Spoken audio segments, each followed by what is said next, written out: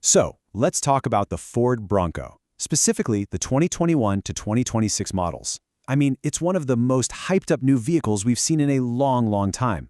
But for a ton of the first owners, it's also been a complete nightmare. We're going to break down every single issue to help you figure out if this thing is a buy or a hard buy. You know, to really get why the Bronco's return was such a massive deal, you have to rewind the clock. Before 2021, for a whole quarter of a century, if you wanted that classic, rugged, doors-off American 4x4, you had one option. Just one, the Jeep Wrangler. It didn't just have the market, it was the market. And what happens when you have zero competition? You get comfortable. You get lazy. Jeep kept cranking out the same basic truck year after year, with all the same problems everyone knew about. You know, the leaky doors, and of course that terrifying death wobble at highway speeds. They just didn't have to try any harder. And then, boom.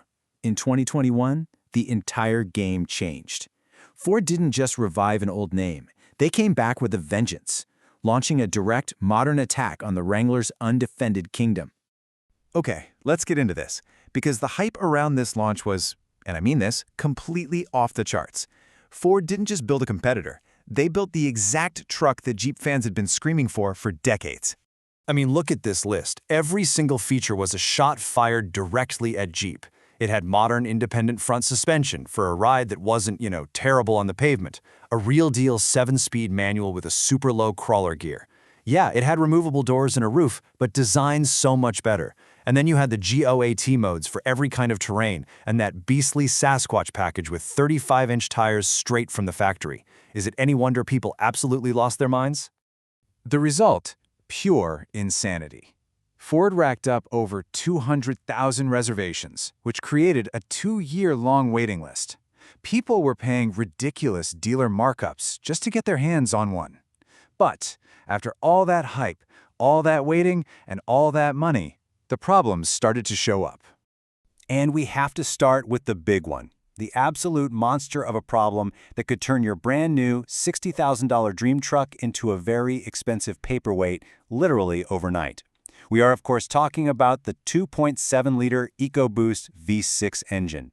All right, just a quick engine 101 here. The valve train. Think of it as the lungs of your engine. It's the super complex dance of parts that opens and closes valves, letting air and fuel in and exhaust out. It has to work perfectly, thousands of times every single minute.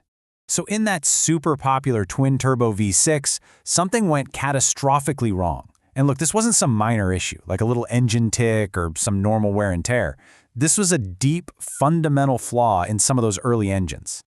I'm going to be really blunt here. The valves were physically snapping off at the stem and just dropping into the engine's combustion chamber.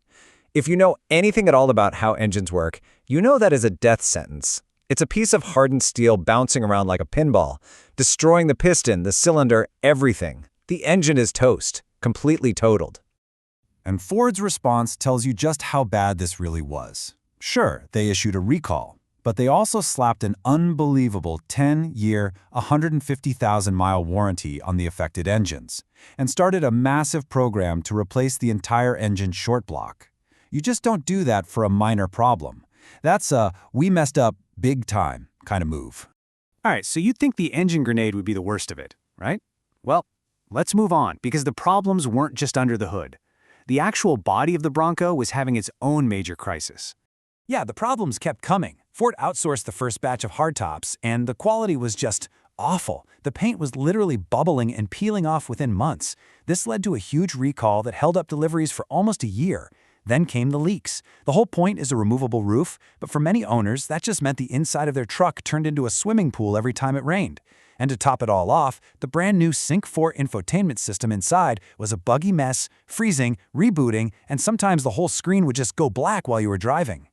And unfortunately, that's not even the end of the list. Beyond the big three, the engine, the roof, the electronics, a whole pattern of other first-year model issues started popping up, and these affected some pretty critical parts of the truck. Seriously, it was like a perfect storm. Ford had to recall a front axle bolt that could literally come loose and disconnect the suspension. Owners who were actually using their Broncos off-road started having the rear axle hubs fail on them. And if you thought you were clever by getting a soft top to avoid the hard top mess, Well, that fabric started wearing out way too fast, and the fancy power version had motors that would just quit. Okay, after hearing that entire horror story, you're probably thinking this is the easiest buy we've ever done. But it's actually not that simple. Let's talk about why this truck is still so darn tempting, even with that laundry list of failures. Because here's the thing. Despite all those flaws, the stuff that makes the Bronco a Bronco is undeniable. It is still an absolute beast off-road. The design is just perfect.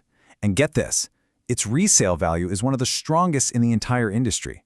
The core of what this truck is still excellent. And this, right here, is the key to buying one without losing your mind. The secret is the engine you choose. Almost all of that catastrophic engine failure stuff was tied to the 2.7-liter V6. The smaller 2.3-liter four-cylinder turbo, on the other hand, it's been way, way more reliable. Just making that one choice is the single biggest thing you can do to avoid a headache. So let's put all of this together and come up with a clear, simple plan for anyone who, after all that, still really wants a Ford Bronco. All right, if you're shopping for a used Bronco, this is your 3-step playbook for survival. Step 1. Hunt down a model with the much more reliable 2.3-liter four-cylinder engine. Step 2. For the roof, either get a soft top or get absolute proof that the hardtop was replaced under the recall. And Step 3. If you are dead set on that V6, you must demand paperwork showing the recall work was done or that it's still covered by that crazy 10-year warranty. So after all that, is the Ford Bronco a buy or a buy? Our verdict is a very conditional maybe.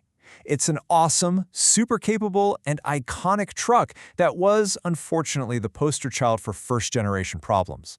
If you shop smart and follow the playbook, you can dodge the bullets and end up with one of the coolest rigs on the road. But if you're not up for that risk, you might want to wait a few more years.